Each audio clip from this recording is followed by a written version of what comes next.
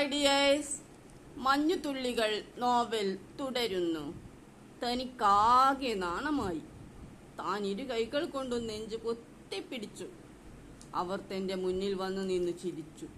ആ കറുത്ത മുഖത്തെ വെളുത്ത പല്ലുകൾ തിളങ്ങി. എന്താ നിങ്ങൾ ഇങ്ങനെ നോക്കുന്നത്? ഞാൻ ചോദിച്ചു. ഞാൻ നടാടെയാണ് ഒരു ആൺകുട്ടിയുടെ കുളിസീൻ കാണുന്നത്. ഫൈസൽ എന്നാണല്ലേ പേര്? എന്റെ പേരെങ്ങനെ അറിഞ്ഞു? നിന്റെ ക്ലാസ്സിൽ തന്നെയാ എന്റെ അനിയൻ അക്ബർ പഠിക്കുന്നതും. അവർ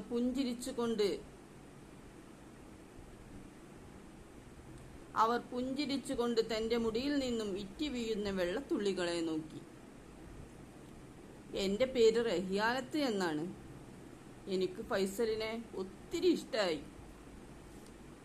പിന്നീട് പലതവണ റഹിയാനത്തിനെ കണ്ടു. എപ്പോഴൊക്കെയോ തന്റെ മനസ്സിലും നിലാവിന്റെ ഒപ്പിയെടുക്കലുകളുണ്ടായി.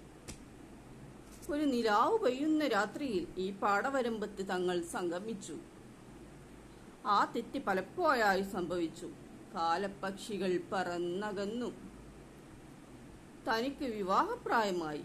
റഹിയാനത്തിനെ വിവാഹം കഴിക്കാൻ ഇഷ്ടമാണെന്ന് താൻ വീട്ടുകാരെ അറിയിച്ചു. എന്നാൽ തന്നെക്കാൾ പ്രായമായ പെണ്ണിനെ കെട്ടുന്നതിന് വീട്ടുകാർ എതിർത്തു. തുടരും. Please like, please comment, please subscribe, please share. തുടരും.